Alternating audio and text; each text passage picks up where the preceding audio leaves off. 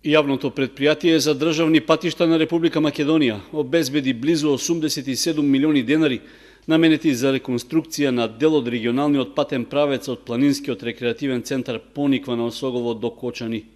Веќе е завршена постапката за избор на изведувач на работите, а наскоро се очекува да започне и санирањето на оштетувањата и преасфалтирање на коловозот во должина од 10,4 км и широчина од 6 метри.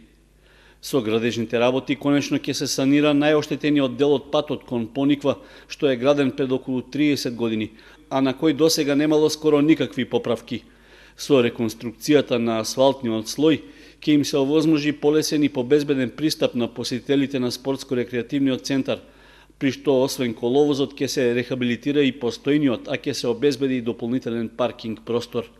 Патот кон Пониква е со вкупна должина од 21 км, а над 1/3 од него е тешко оштетен и го отежнува нормалното одвивање на сообраќајот.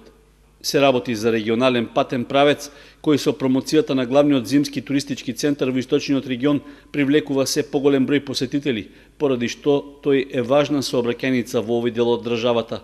До сега се правеше само привремено крпење на ударните дупки за да се подобри лошата состојба во која се наоѓа коловозот, но тоа битно не ја менуваше состојбата.